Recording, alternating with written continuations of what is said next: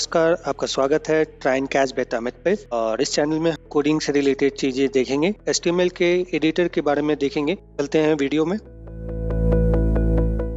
Code हम लिखेंगे, language जो हम वो कहाँ पर लिखेंगे, वो एक्चुअली दो ऑप्शन है हमारे पास। एक तो है VS कोड जो कि एक प्रोफेशनल एडिटर होता है, सबलाइम टेक्स्ट भी होता है, टेक्स्ट एटम भी होता है, ब्रैकेट भी होते हैं, बहुत सारे ऑप्शन होते हैं। बट इन केस अगर आपको रिलायबल IDE एडिटर चाहिए, टूल बहुत प्रोफेशनल हो, उसमें हम VS कोड को चुनते हैं। और एक होता है सिंपल टेक्स्ट एडिटर, इसमें एक होता है नोटपैड जो विंडोज के पास होता है, और एक टेक्स्ट एडिट होता है जो कि मैक में। तो एज एन एग्जांपल आपको ये मैंने बताया।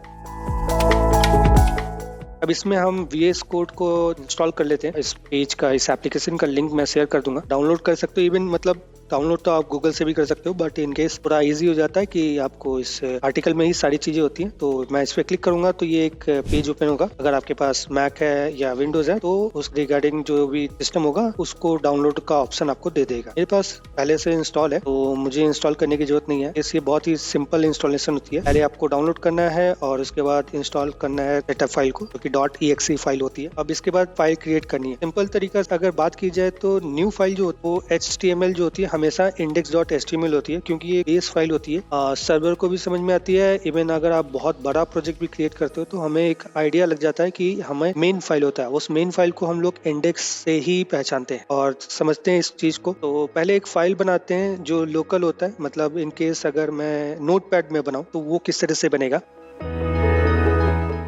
हम एक फोल्डर में क्रिएट करते हैं। पहले से इसमें एक फाइल है, उस पर ध्यान नहीं देते। एक फाइल क्रिएट करते हैं, इसको एज इट इज रन देते हैं, इसको अब ओपन कर लेते हैं। अब जब हम इसको ओपन कर रहे हैं, ऐड करना है स्क्रिप्ट को, HTML स्क्रिप्ट को। एज एन एग्जांपल मैं बता रहा हूँ नोटपैड से कैसे आप इसको कर सकते हो। डॉक टाइप को क्रिएट करते हैं, तो हम इसमें स्टार्ट करते हैं। और अगर नहीं भी लिखोगे तो सिस्टम बाय डिफॉल्ट आपको डॉक टाइप मतलब HTML फाइल भी देगी। तो इसमें सबसे पहले जो रूट फाइल होगा हम HTML क्रिएट करेंगे, फिर इसको क्लोज भी कर देते हैं साथ ही साथ, हमें बाद में या क्लोज का कोई दिक्कत ना हो। हेड को लिखते हैं, क्लोज करते हैं, फिर इसमें हम एक बॉडी बनाते हैं जिसमें हम सारे चीजें ऐड करेंगे। ये मैं आपको इसलिए दिखा रहा हूँ क्योंकि एक नोटपैड में जब आप HTML फाइल बनाते हो वो किस तरह से काम करता है ना, वो हम बता रहे हैं। टाइटल में लिख देते हैं ट्राई एंड कैच बेटा अमित, तो इसको हमको क्लोज करना पड़ेगा। और ये एक्चुअली में कहाँ पे आएगा वो भी आपको समझ में आएगा, पर दिखाना है पेज में।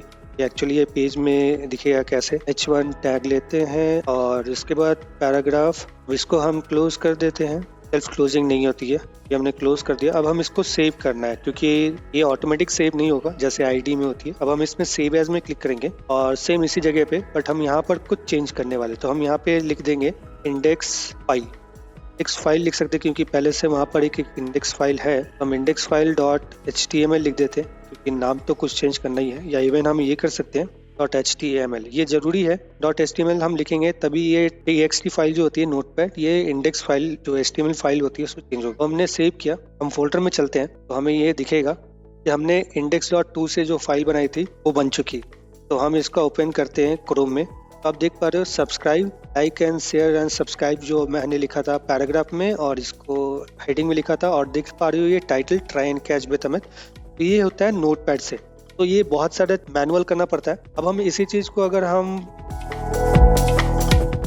ID में करना चाहें तो चलिए हम अपने VS कोड में ओपन करते हैं इसको। यहाँ पर तो बहुत सारी चीजें आपको दिख रही हैं, हम उसमें नहीं जाएंगे। टाइटल को कॉपी कर लेते हैं और यहाँ पर इसको पेस्ट कर देते हैं, और इसके अंदर जो कंटेंट थी इसको भी पूरा कंटेंट ही कॉपी करते हैं, इस बॉडी के अंदर आकर पेस्ट करते हैं। बस इतना ही करना है। एक चीज ध्यान रखना है कि रन तो ये भी करेगा बट ये दूसरे तरीके से रन करेगा। बट हमें इसको एक एक्सटेंशन यूज करना होता है। तो एक्सटेंशन में आप जाते हो, बिगनर है उनके लिए मैं ये समझा रहा हूँ। लाइव सर्वर टूल होती है वो यूज कर सकते हैं आप। इसका जब यूज करोगे, क्योंकि मैंने इंस्टॉल कर लिया है तो यहाँ पे मुझे अनइंस्टॉल का ऑप्शन आ रहा है, तो आप इंस्टॉल कर सकते हो। इसके बाद आप कोई भी आपका HTML फाइल है इसमें राइट क्लिक करोगे, ओपन विद लाइव सर्वर आता है, तो ये ऑटोमेटिकली आपको दिख जाएगा सर्वर पे। सपोज मैं आपको दिखाता हूँ, सब्सक्राइब को ना डबल कर देता हूँ। तो अब मैं यहाँ पर सेव करूंगा तो देखोगे आप यहाँ पे 2 सब्सक्राइब आ गया। मतलब मुझे सेव एज करने का जो टाइम नहीं लगेगा। अब मैं यहाँ पे जो भी चीज अपडेट करके सिर्फ Ctrl+S दबाता हूँ, इंस्टेंटली वहाँ पे दिख जाएगा। तो ये एक अच्छी चीज होती है ID में। और हम इस पूरे कोर्स में या आने वाले जो भी हम वेब डेवलपमेंट में में जो भी कुछ करेंगे VS कोड का यूज ज्यादा करेंगे। बहुत सारी चीजों का मतलब लर्निंग मिल जाता है समझने में। अब चलते डिटेल के रिगार्डिंग और इस इंफॉर्मेशन में हमें क्या क्या मतलब लिखना है। HTML फाइंड हमने देख लिया, कैसे हम नोटपैड में HTML लिखते हैं वो हम समझ लिए। अब रिकमेंडेशन होता है कि लाइव सर्वर जो हमने कर लिया, अभी आपको मैंने बताया कैसे इंस्टॉल करना है। सारे एक्सटेंशन होती हैं बट एज अ बिगनर आपको बहुत सारी चीजें मैनुअली करनी चाहिए आईडी के अंदर भी, कि आपको समझ में आए कि क्लोजिंग और ओपनिंग टैग में कोई दिक्कत ना हो। क्योंकि अगर आप ऑटो फॉर्मेट या ऑटो कोड को अगर आप यूज करते हो तो बेसिकली आप कुछ समझ में नहीं आएगा क्या कर रहा है एक्चुअली में, आपको वो समझने में टाइम लग जाएगा। तो मेरी अगर सजेशन लें तो स्टार्टिंग में 1 वीक मैनुअली मतलब आपको यूज करना चाहिए। अगर नोटपैड में आप कर रहे हो तो वो वेल एंड गुड है, मतलब वो ग्रिप जो है HTML के ऊपर थोड़ा ज्यादा अच्छा हो जाएगा, क्योंकि आप अपने माइंड में उसका एक इमेज क्रिएट कर पाओगे कि पिन टैग और क्लोज टैगिंग कैसे हो रहा है, उसके अंदर कंटेंट हम कैसे लिख रहे हैं, तो वो थोड़ा आपका ज्यादा माइंड क्लियर हो रहा है। इवन अगर आप चाहते हो आईडी के अंदर मैनुअली करना तो किसी भी एक्सटेंशन को हटा करके अगर आप सिर्फ जो लाइव सर्वर का एक्सटेंशन से ऐड कर सकते हो, बाकी आप ऑटो कोड जो कंप्लीट होता है ना उसको आप हटा कर, जैसे आप कोपायलट यूज कर रहे हो उसको हटा करके अगर आप चेक करो तो आपको वो ना थोड़ा ज्यादा इजी लगेगा और थोड़ा एक्साइटेड भी कर पा रहे हो, मतलब जो ऑटो कंप्लीट नहीं हो। तो आगे देखते हैं। पॉपुलर एडिटर जो है हम इसका यूज तो करेंगे नहीं, बट इन केस अगर किसी को यूज करना है तो इसकी रिगार्डिंग डिटेल है और इस एप्लीकेशन का मैं लिंक डिस्क्रिप्शन में दूंगा। तो आपको कभी भी इसका नोट चाहिए होगा तो आप ले सकते, इस एप्लीकेशन में लॉगिन करके इसको बुकमार्क भी कर सकते हो और अपने लिए आप पोस्ट लिस्ट भी क्रिएट कर सकते हो, जिसमें आप अपने सेलेक्टेड, जैसे अगर आप